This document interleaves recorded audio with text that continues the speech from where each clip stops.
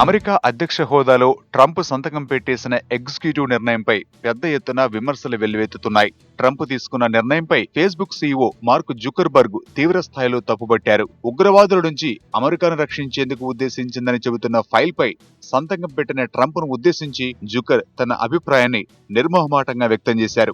ఈ దేశాన్ని సురక్షితంగా ఉంచాల్సిన అవసరం ఖచ్చితంగా ఉందని, దేశానికి ఆపద కలిగించే వారి మీదనే దృష్టి పెట్టాలే కానీ సాయం కోసం ఎదురు చూసే వారి కోసం, శరణార్థుల కోసం తలుపులు ఎప్పుడూ తెరిచే ఉండాలన్నారు.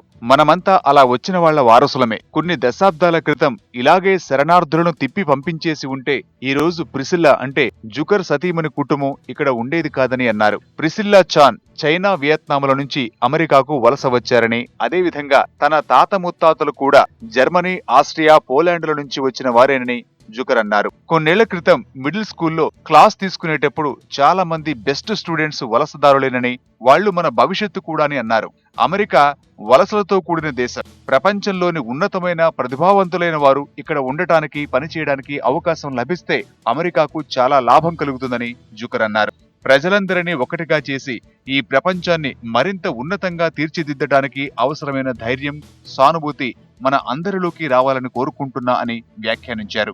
జుకర్ చెప్పినవన్నీ నిజాలే అయినప్పటికీ వాటిని అంగీకరించే పరిస్థితిలో ట్రంప్ ఉన్నారా అన్నదే అసలు ప్రశ్న. ట్రంపులో అదే ఉంటే ఈరోజు ఇంతలా మాట్లాడుకోవాల్సిన అవసరమే ఉండేది కాదుగా.